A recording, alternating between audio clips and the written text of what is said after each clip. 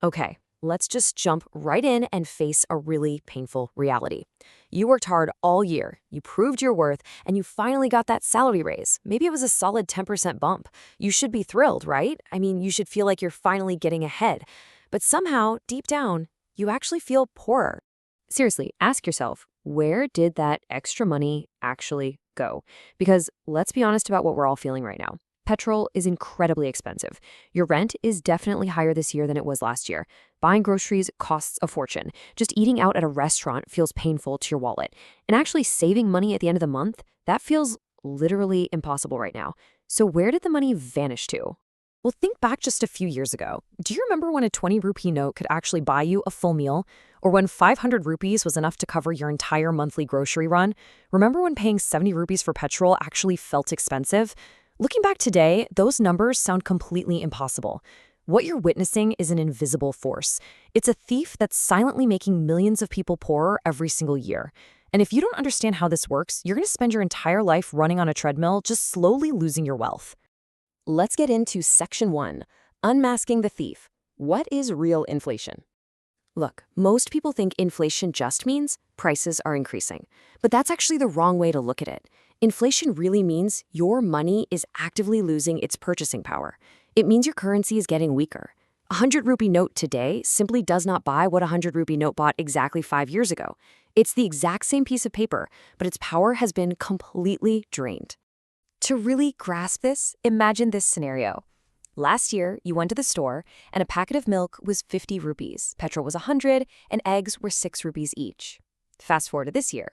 You go to the exact same store for the exact same items. But now, milk is 60, petrol is 110, and eggs are 8 rupees each. Now here's the absolutely crucial part. If your salary stayed exactly the same while these numbers went up, your money just became physically weaker. It buys less life. In economics, this general increase in prices over time is the textbook definition of inflation. Moving on to Section 2, the domino effect, or why literally everything costs more. You see, today's inflation is a bit different because everything is connected on a global scale. It's like a giant chain reaction. A distant global event like a war breaks out and immediately affects global oil prices. That rising oil price then directly hits the cost of transport. Transport costs jump up and suddenly affect food delivery logistics. And before you know it, that delivery cost affects the price of the items at your local grocery store. A distant event literally empties your wallet right at the supermarket checkout.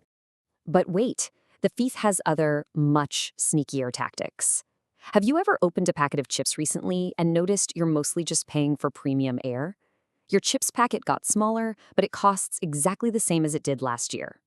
That is called shrinkflation. It's this super clever way to steal your wealth without ever changing the price tag, basically hoping you just won't notice that you're getting less for your hard-earned money.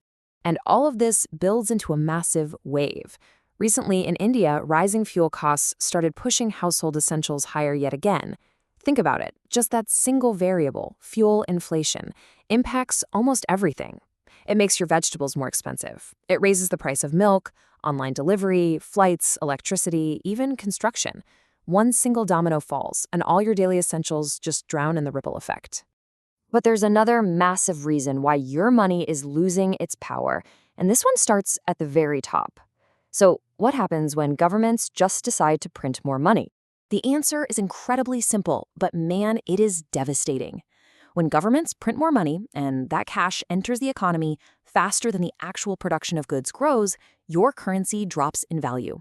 It's literally just more money chasing the exact same amount of goods. The supply of stuff stays the same, but the amount of paper money increases, which makes each piece of paper worth a little bit less.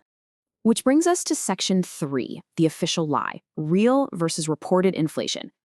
If you watch the news, you'll often hear people say, "Oh, don't worry, inflation is only around 3 to 4%. And yeah, in India, recent retail inflation has officially stayed around that comforting 3 to 4% mark, though food's been a bit higher. But here is what most people don't get. Real inflation for middle-class people feels much, much higher. Why? Because the things you actually spend your major money on, like rent, education, and healthcare, those are rising way faster than 4%. Add in the fact that your lifestyle expectations naturally rise, and you can quickly see that the official numbers and real life are absolutely not the same thing. So the crucial point is this mathematical trap you get stuck in. If your salary grows by 5%, but your real life expenses grow by 12%, you aren't breaking even. You are actively becoming poorer, slowly, silently. Most people never even notice because the decline is just so gradual. This is exactly why your parents will always tell you life was cheaper before. It's why the middle class feels constantly trapped, and why your standard savings accounts feel completely useless.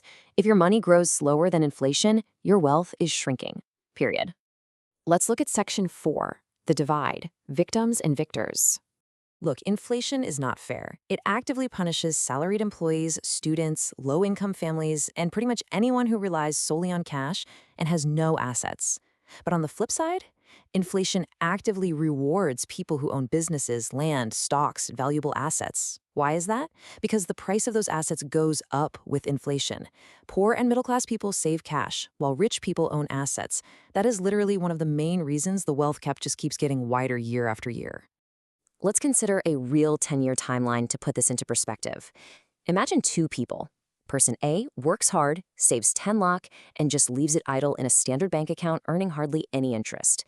Person B takes a totally different path. They buy assets, they continuously learn new skills, and they focus on increasing their income. 10 years later, person A wakes up and realizes that their 10 lakh buys far, far less than it used to. The invisible thieves stole their wealth right under their nose. But person B's assets, those actually increased in value right alongside inflation. This is exactly why keeping cash idle is incredibly dangerous for your long-term survival. All right, section 5, the defense strategy, how to actually fight back.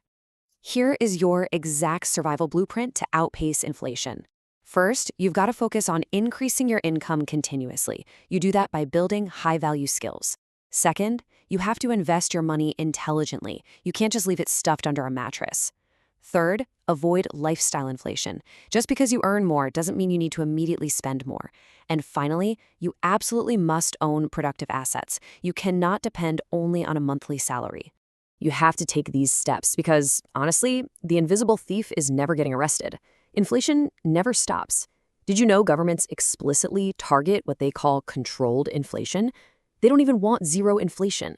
That means prices increasing every single year is literally considered normal by the people running the economy, normal. It's just a permanently built-in feature of the whole system. Which leads us to this really powerful realization. Your biggest enemy is not laziness. It's standing perfectly still financially while everything around you becomes more expensive. Inflation is completely silent. It has no alarms, it gives you zero warnings, it just slowly, day by day, eats away at the value of your time, your effort, and your hard-earned savings. The people who understand this early, they are the ones who start building assets today. So I'm going to leave you with this question to really think about. Will you start building your assets early, or will you just ignore it and keep wondering why life feels harder and harder, even after you're making more money?